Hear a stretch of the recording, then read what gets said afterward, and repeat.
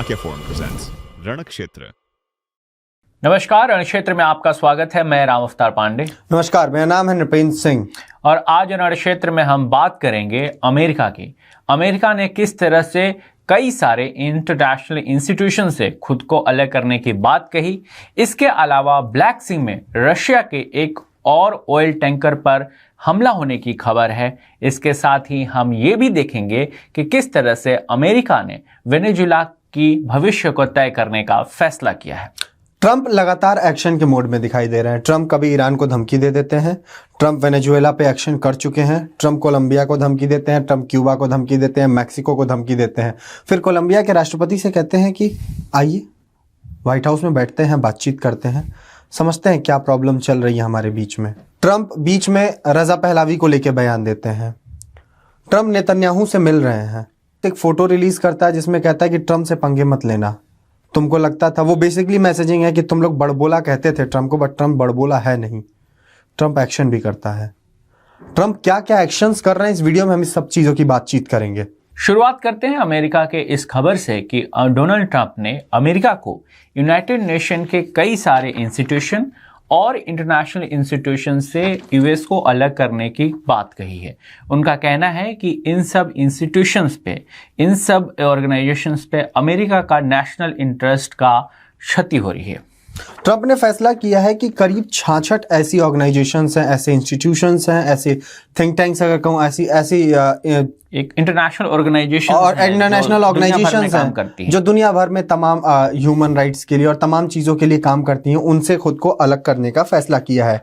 Trump ने बोला है कि वो यूएन जिसमें सबसे बड़ा नाम जो आ रहा है वो यूएन पॉपुलेशन एजेंसी और UN treaty that establishes international climate negotiations पे कॉप की समिट्स होती हैं जिसमें अमेरिका बहुत बढ़ चढ़ के भाग लेता है। अमेरिका पूरी दुनिया से अपना कार्बन फुटप्रिंट कम करने की बात करता है। ये तमाम चीज़ें क्लाइमेट को लेके बहुत एग्रेसिवली अमेरिका काम कर रहा था और उनमें सबसे बड़ी चीज है उससे अलग होने का फैसला लिया है। एक और इंस्टीट्यूशन है United nation framework convention on climate change, UNFCCC. दुनिया भर में जो जलवायु परिवर्तन हो रहा है, क्लाइमेट चेंज को लेकर अवेयर करना, उस पर काम करना, उनकी पॉलिसीज का निर्धारण करना, इन सभी मुद्दों पर यूनाइटेड नेशन काम कर रहा था। यूएसए ने फैसला लिया है, यानी डोनाल्ड ट्रंप ने फैसला लिया है कि अमेरिका अब इस संस्थान से खुद को अलग करेगा। यूनाइटेड नेशन के इन तमाम इंस्टीट्यूशन से अमेरिका के अलग हो जाने के बाद ये इंस्टीट्यूशन किस तरह से काम करेंगी, उनके आर्थिक स्थिति पर क्या असर पड़ेगा, ये तमाम सवाल अब खड़े हो रहे हैं। इनमें कई नाम ऐसे हैं इन इंस्टीट्यूशंस के जिनका मैं आपको एक बार नाम पढ़ के सुनाता हूं, उसके बाद हम समझेंगे। ये जो नाम जब पढ़ने में आ रहे हैं राम, तो ऐसा लग रहा है कि ट्रंप को लग रहा है कि अब अमेरिका को दुनिया का नेता नहीं बनना चाहिए। ट्रंप कुछ ऐसी चीजों पे सोच रहा है। अब ये चीजें हैं क्या, उसकी हम बात करेंगे। सबसे पहली चीज, UN democracy fund, peace building commission, UN population fund, UN institute for training and research, UN economic and social council regional commissions, उसके बाद inter governmental panel on climate change, IPCC. Climate से ट्रंप को ज्यादा खासी दुश्मनी दिख रही है, मुझे लगता है ऐसा है। International solar alliance, solar alliance अभी हाल ही में इसका आई थिंक निर्माण हुआ था। इसका भारत से भी संबंध है, जब G20 में था बात हुई थी। International renewable energy agency, global counter terrorism forum, global, चूंकि आप ऑब्वियसली अगर आप पाकिस्तान को साथ लेकर चलना चाहते हैं तो काउंटर टेररिज्म फोरम का आप हिस्सा नहीं रहना चाहते हैं, क्योंकि आप दुनिया के सबसे बड़े आतंकवादियों में से एक आसिम मुनीर को अपने पास में बिठाते हैं, उसको अपने खाने की टेबल पे बिठाते हैं। Global forum on migration and development, migration के खिलाफ ट्रंप लगातार बातचीत करते रहे हैं। अमेरिका में माइग्रेशन को कैसे रोकना चाहिए, अमेरिका में माइग्रेशन की प्रॉब्लम्स हैं, माइग्रेशन से अमेरिका में क्या क्या दिक्कतें हो रही हैं, इन तमाम चीजों में। हालांकि ये माइग्रेशन की जो पॉलिसी है ट्रंप की, ये व्हाइट कंट्रीज के लिए अलग होती है, बाकी देशों के लिए अलग होती है। स्किन कलर पे भी बहुत डिपेंड करता है ट्रंप के हिसाब से। इकोनॉमी पे भी डिपेंड करता है, आप आर्थिक रूप से कितने मजबूत हैं, इस आधार पर भी निर्भर करता है अमेरिका कि जो डोनाल्ड ट्रंप की नीति है अमेरिका जाने की, इस बात पर भी निर्भर करता है कि आप आर्थिक रूप से कितने अमीर हैं। अगर आप किसी गरीब देश के भी हैं और आर्थिक रूप से मजबूत हैं, आप इन्वेस्ट कर सकते हैं, तो अमेरिका के दरवाजे। ट्रंप की जो बयानबाजियां होती हैं उसको देख के एक चीज क्लियर रहता है, या तो चमड़ी गोरी लेके आइए या तो जेब में पैसा लेके आइए। इसके अलावा आपके पास ऑप्शन नहीं है। आप टैलेंट है आपके अंदर, कुछ भी है, आप अमेरिका में नहीं रह सकते उतना सक्सेसफुली। ये नाम है एक और कि कोलंबो प्लान काउंसिल, इससे भी अपने आप को अलग करने का फैसला लिया है। डोनाल्ड ट्रंप ने नाटो को भी बताया कि आप अपना 5% तक डिफेंस बजट बढ़ाइए। डोनाल्ड ट्रंप ने नाटो को मजबूर किया एक तरीके से कि आप अपना डिफेंस फिर बाद में भाई ने कह दिया कि 5% बढ़ाने की बात कही थी। आप बाद में कह दिया कि फिर हथियार मेरे से खरीद लो, जब पैसे बढ़ ही गए तो मैं डिफेंस के लिए तो मेरे से खरीद लो हथियार। तो ट्रंप ने नेटो को, और इसका एक बड़ा असर हमें ये देखने को मिला कि जब नेटो कंट्रीज जो पहले अमेरिका को जिस तरीके से देखती थी, अब अमेरिका को जिस तरीके से देख रही है, उसमें बहुत चेंज आया है। पहले यूएन नेटो का जो अम्ब्रेला था, उसका सबसे बड़ा छतरी जो थी वो यूएस थी। यूएस की बैकिंग से नेटो बहुत दम भरता था। अब नेटो अकेले अपनी चीजों को प्लान कर रहा है। डेनमार्क, ग्रीनलैंड को लेके जो बवाल हो रहा है उसमें डेनमार्क जिस तरीके से खुली बयानबाजी कर रहा है ट्रंप के खिलाफ, कुछ समय पहले नहीं था। हाँ, जब शुरुआत में डेनमार्क को लेकर और ग्रीनलैंड को लेकर अमेरिका ने जब बयान दिए, तो डेनमार्क और ग्रीनलैंड की तरफ से उतना एग्रेसिव बयान नहीं आया। लेकिन डोनाल्ड ट्रंप कंटिन्यू रहे, इवन फोर्स यानी मिलिट्री सैन्य ताकत भी एक ऑप्शन रखा उन्होंने ग्रीनलैंड पर कंट्रोल बनाने के लिए। फिर अब डेनमार्क से बयान आ रहे, यहां तक कि बयान आ गए हैं कि एक नीति है डेनमार्क में जो सेकेंड वर्ल्ड वॉर की है, will shoot first ask later वाली नीति पर। यानी कि सीधे सीधे ट्रंप को चुनौती कि अगर कोई भी गलत कदम उठाते हो, डेनमार्क के सैनिक या ग्रीनलैंड में जो तैनात है वो एक भी बार नहीं सोचेंगे आपके खिलाफ। चाहे आप नेटो के सबसे बड़े मेंबर हो, आप नेटो के अम्ब्रेला को संभाल के रखे हुए हैं, लेकिन अगर अमेरिका ग्रीनलैंड पे नजर डालता है, उस पर मिलिट्री एक्शन, आप हार सकते हैं। हार सकता है ग्रीनलैंड, नेटो पूरा मिलके। लेकिन ये जो पूरा एक्शन होगा यूएस के खिलाफ, यूएस को सीधे कन्फ्रंट किया जा रहा है। अगर मैं सीधे सीधे शब्दों में बोलूं तो यूएस को सीधे कन्फ्रंट किया जा रहा है। ट्रंप को कहा जा रहा है कि आप अपनी मनमानी नहीं चला सकते। आपने हमारा डिफेंस बजट बढ़ाने को कहा, हमने बढ़ाया। जब हमने अपना डिफेंस बजट बढ़ा लिया है तो अब हम अपने फैसले खुद ले सकते हैं। और दुनिया भर में नेटो बनने के बाद दुनिया भर में जितनी लड़ाइयां हुई है नेटो के अम्ब्रेला के अंतर्गत, उसमें यूरोपियन कंट्रीज का भी पार्टिसिपेशन रहा है। आज अब डोनाल्ड ट्रंप अगर अमेरिका अपनी नीति बदलता है तो यूरोपियन कंट्रीज, जिसपे डेनमार्क भी है, ये सब अपनी नीति बदलने के लिए स्वतंत्र हैं। जिस तरह से इन्होंने ग्रीनलैंड को ये कहा कि उनसे बातचीत भी हो सकती है, लेकिन जो मिलिट्री एक्शन है उसका ऑप्शन भी खुला है, तो उसका भी एक जवाब आ गया। कुछ पैसे भी ऑफर किए हैं ग्रीनलैंडर्स को कि आप ये ले लीजिए और डॉलर्स लीजिए और आप ग्रीनलैंड अमेरिका का हिस्सा बनिए। हालांकि ये इस पे अभी कई ग्रीनलैंडर्स ने पहले भी मना किया है। आपने जो नीति बदलने की बात की, अफगानिस्तान में घुसा अमेरिका, इराक में घुसा, सीरिया में घुसा, जहां पे भी गया आर्टिकल 5 को फॉलो करते हुए।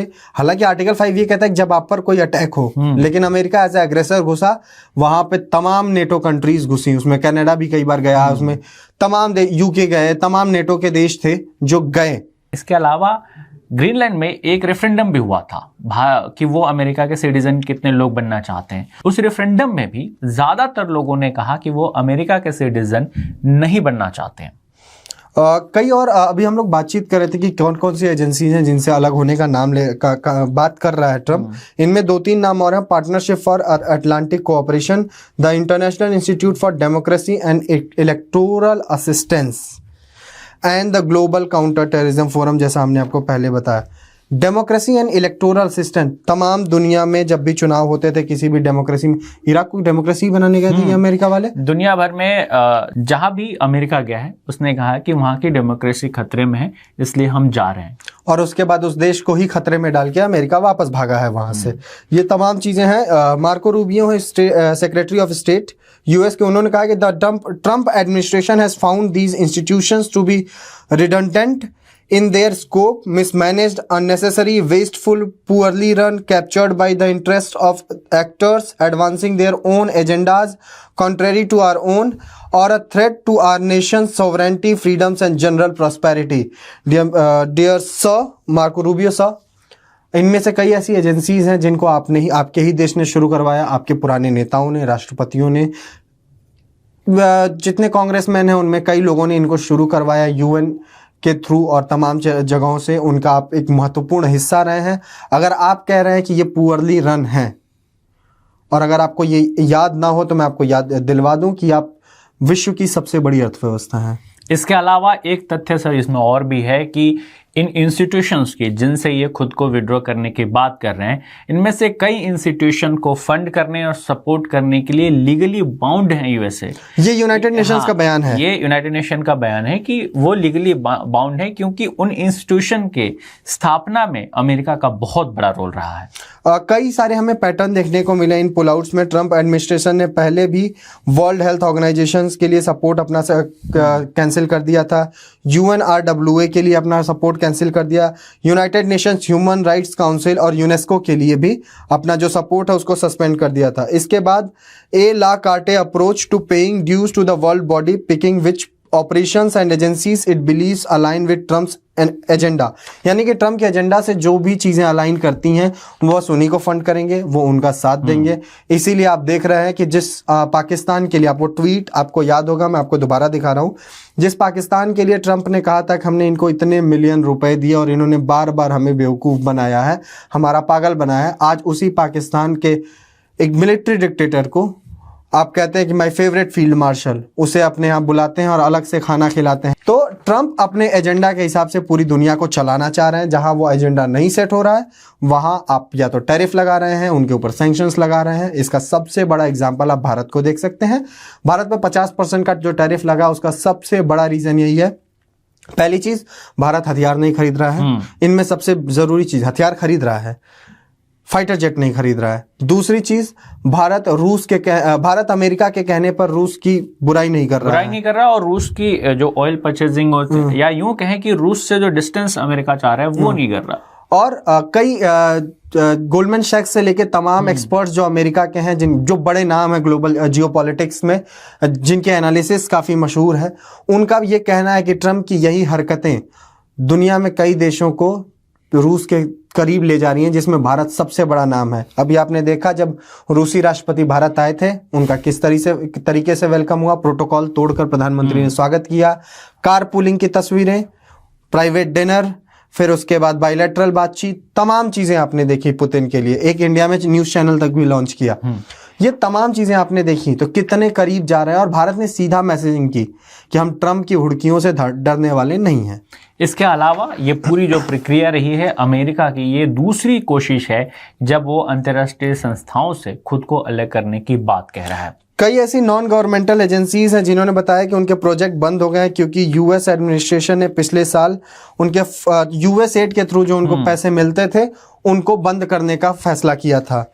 दरअसल यूनाइटेड नेशन के जो ये इंस्टीट्यूशंस हैं या इस तरह के कई इंस्टीट्यूशन जो यूनाइटेड नेशन के अंदर काम करती हैं, उनका फंड का बहुत बड़ा शेयर अमेरिका का होता है। अगर वो इन इंस्टीट्यूशन से अमेरिका खुद को अलग कर लेता है, यानी फंड बंद कर देता है, उनकी पार्टिसिपेशन बंद कर देता है, तो उन इंस्टीट्यूशंस का संचालन करना, उनके जो प्रोग्राम हैं उनको एग्जीक्यूट करना कठिन माना जा रहा है। क्लाइमेट से रिलेटेड जो एजेंसी है UN framework convention on climate change, इससे बाहर निकलने के लिए ट्रंप ने फैसला किया है। 1992 में ये 198 जो यूएन मेंबर कंट्रीज हैं उनके बीच में एक अग्रीमेंट हुआ था जिसके तहत यूएनएफसीसी यानी United Nations framework convention on climate change, इसकी स्थापना की गई थी और इसको treaty for the Paris climate agreement के तहत इसको बनाया गया था। और इस बैनर के तहत तमाम दुनिया भर में क्लाइमेट को लेके जो काम हो रहे थे उसको किया जा रहा था। जिस तरीके से ग्लोबल वार्मिंग बढ़ रही है या जिस तरह से दुनिया भर में पर्यावरण में बदलाव आ रहा है, उसको सही करने, उस पर रिसर्च करने, उससे अवेयर करने और उन तमाम प्रोजेक्ट्स के जो कार्यक्रम हैं इसी इंस्टीट्यूशन द्वारा चलाए जा रहे हैं। यूएस एनवायरमेंटल प्रोटेक्शन एजेंसी की फॉर्मर एडमिनिस्ट्रेटर गिना मैकार्थी, उन्होंने बोला है ट्रंप के इस फैसले को लेके कि short sighted, embarrassing and a foolish decision. Trump के लिए तमाम फैसलों को लेके ये तमाम एक्सपर्ट्स कहते हैं कि उनके जो भी फैसले हैं वो शॉर्ट साइटेड होते हैं, वो दूर का नहीं सोचते हैं, वो तुरंत अपने फ़ायदे की बात करते हैं और उस हिसाब से अपने सारे फैसले लेते हैं। US withdrawal could hinder global efforts and curb greenhouse gases because it gives other nations the excuse to delay their own actions and commitments। ये उनका कहना है, उनका मानना है कि अगर क्लाइमेट से जो बाहर हो रहा है, पहले अमेरिका एक वॉचर के रूप में, अगर मैं कहूं कि एक बिग ब्रदर के रूप में ये तमाम चीज़ों को अप्लाई करवाने की कोशिश करता था। अगर खुद अमेरिका इससे बाहर होता है तो जो दूसरे देश हैं जो इसको सीरियसली नहीं ले रहे हैं, अब वो इस चीज़ को लेके बहुत ढीले हो जाएंगे, क्योंकि एक बड़ा वॉचर, एक बड़ा इंसान जो इस चीज़ को फंड कर रहा था, जिसके थ्रू तमाम देशों को इस पे अपनी कार्बन फुटप्रिंट कम करने में, क्लाइमेट को सही करने में जो फैसले लेते थे, उसमें वो ढिलाई बरतेंगे। इसके अलावा जो कार्बन कंट्रोल की बात है, उस पे कई देश आर्थिक रूप से इतने सक्षम नहीं है कि उन पर कार्रवाई कर सकें, तो उनको फाइनेंशियल सपोर्ट करने का काम यूनाइटेड नेशन के इंस्टीट्यूशन करती हैं। तो अगर अमेरिका उससे विड्रॉ कर लेता खुद को, तो उस फाइनेंशियल स्ट्रक्चर पे भी असर पड़ने की उम्मीद है। हालांकि यूएन अमेरिका के ही जो अमेरिका के कर्म रहे हैं, जिस तरीके से अमेरिका ने यूएन का इस्तेमाल किया है, यूएन के तमाम चीज़ें ज़्यादा इफेक्टिव नहीं रहती हैं, क्योंकि हमने जिस तरीके की रशिया यूक्रेन की लड़ाई देखी, यूएन उसमें कुछ नहीं कर पाया। ऐसे तमाम चीज़ें पिछले 2-3-4 सालों में हुई हैं जिसमें यूएन के ज़्यादा सफलता हमें नहीं दिखी है। हालांकि यूएन के जो सेक्रेटरी जनरल है एंटोनियो गुटेरेस, उन्होंने कहा है कि उन्होंने इस फैसले को रिग्रेट किया है, उन्होंने दुख जताया है इस पे और बोला है कि यूनाइटेड स्टेट्स चाहे जो फैसला ले, लेकिन यूनाइटेड नेशंस की रिस्पॉन्सिबिलिटी है कि जो लोग हमारे ऊपर डिपेंड करते हैं, हम उनको उनकी चीज़ें डिलीवर करें। आगे बढ़ते हैं। एक खबर फिर दूसरी रशिया से जुड़ी हुई है। दरअसल एक और ऑयल टैंकर पर हमला होने की खबर आ रही है जो रशिया की तरफ जा रहा था। ये टैंकर सिंगापुर से रशिया की तरफ जा रहा था, जिस पर ड्रोन हमला हुआ है। हालांकि ये हमला किसने किया है, क्यों किया है, इस बात की पुष्टि अभी नहीं हो पाई है, लेकिन हमला होने की खबर है और ये महत्वपूर्ण इसलिए है क्योंकि यह टैंकर रशिया की तरफ जा रहा था। हाल ही के दिनों में रशिया की एक ऑयल टैंकर मरीनेरा पर अमेरिकी जो सैनिक है उन्होंने उस पर कब्जा किया, उस पर कार्रवाई की। इसके बाद से रशिया जाने वाले टैंकर्स पर कार्रवाई की खबरें बढ़ रही हैं। ये रशियन बॉन्ड टैंकर पे जो ड्रोन अटैक हुआ ये ब्लैक सी में हुआ है, जिसके कारण टर्किश कोस्ट गार्ड ने इसको असिस्ट किया और इसको कोर्स तक लेके गए हैं। कहा जा रहा है कि ये पलाउ फ्लैग्ड एल्बस वेसल था, जिसपे एक unmanned marine vehicle and drone attack किया गया है। फिलहाल ये अटैक, जैसे राम ने आपको बताया कि किसने किया, इस बारे में कोई खास ज़्यादा जानकारी नहीं आई है। अब आगे बढ़ते हैं वेनेजुएला को लेके। वेनेजुएला को लेके एक बहुत बड़ी खबर आई है। ट्रंप, जिन्होंने वेनेजुएला के राष्ट्रपति को किडनैप कर लिया, वहाँ की जो वाइस प्रेसिडेंट थी उन्होंने शपथ ली और वो एक्टिंग प्रेसिडेंट के तौर पे वहाँ काम कर रही हैं। ट्रंप ने वहाँ की ऑपोजिशन की लीडर जो है मारिया कोरिना मचाडो, उनको लेके कहा कि वो चूंकि उन्होंने नोबेल प्राइज ले लिया था इसलिए मैं उनको राष्ट्रपति नहीं बनाऊंगा। ट्रंप ने नहीं, व्हाइट हाउस के कुछ सोर्सेस ने ये बात कही। लेकिन अब डोनाल्ड ट्रंप ने उनसे मिलने की बात कही है। उन्होंने कहा कि आगे के दिनों में वो उनसे मिल सकते हैं। मचाडो के मिलने का मतलब क्या आप समझ रहे हैं? मचाडो जो कि मादुरो की सबसे बड़ी विरोधी हैं, वो लगातार काम कर रही हैं। ट्रंप ने बोला था कि उनके पास उतना बेस नहीं है, उतना सपोर्ट नहीं है उनको लोगों का, इसलिए मैं राष्ट्रपति नहीं बनाऊंगा। बाद में पता चलता है, व्हाइट हाउस कई मीडिया रिपोर्ट्स ये कोट करती हैं कि चूंकि ट्रंप को ये लगा, ट्रंप को चिढ़ हुई कि इस औरत ने नोबेल पीस प्राइज को एक्सेप्ट कर लिया, इसलिए मैं इसको नहीं बना रहा हूं राष्ट्रपति। उसके बाद उससे पहले ही हालांकि मादुरो की जो वाइस प्रेसिडेंट थी रोड्रिगेज, उन्होंने इंटरिम प्रेसिडेंट के तौर पर शपथ ली और उन्होंने वेनेजुएला में कामकाज करना शुरू कर दिया। रोड्रिगेज ने तमाम फैसले भी लिए, तमाम अपना रुख भी बताया, लेकिन मचाडो से मिलना, क्या रोड्रिगेज की कुर्सी पे भी खतरा आ रहा है? इस खबर के बाद वेनेजुएला की स्थिति और ज़्यादा विचित्र होती हुई नजर आ रही है, क्योंकि एक तरफ उनके राष्ट्रपति को कैप्चर कर उन पर कई तरह के आरोप लगे रहे हैं, जिस पर अदालत में अमेरिका में ही इस पर केस चल रहा है। इंटरिम प्रेसिडेंट बनाना, उसके बाद उस दौरान भी विपक्ष की नेता जो थी इनके खिलाफ क्रिटिक रहे, लेकिन अब उनसे मिलने की बात कह रहे हैं। ऐसे में वेनेजुएला की जो राजनीति है या भविष्य में आने वाली कैसी वहां पे स्थिति होगी, इसको लेकर अब सवाल खड़े हो गए हैं कि आखिर डोनाल्ड ट्रंप वेनेजुएला में राजनीतिक रूप से क्या करने वाले हैं, ये सवाल बना हुआ है। क्या मचाडो को ये राष्ट्रपति बनाकर ट्रंप उन्हें अपने हिसाब से चलाएंगे, वेनेजुएला की जो चीजें हैं उसको अपने, क्योंकि अभी अमेरिका ने कहा था कि आप ईरान से रिश्ते तोड़ो, क्यूबा से रिश्ते तोड़ो, रशिया से रिश्ते तोड़ो, चाइना से रिश्ते तोड़ो, चाइना को तेल देने से मना कर दिया, बताया कि जो वेनेजुएला का तेल निकलेगा वो अमेरिका के इशारों पर चलेगा। तमाम चीजें हैं, जैसे जैसे ये अपडेट्स आएंगे हम आपके सामने लेकर जरूर आएंगे। फिलहाल ये वीडियो आपको कैसी लगी कमेंट बॉक्स में जरूर बताएं और इस वीडियो को लाइक कीजिए, चैनल को सब्सक्राइब कीजिए। तब तक के लिए जय हिंद। जय हिंद।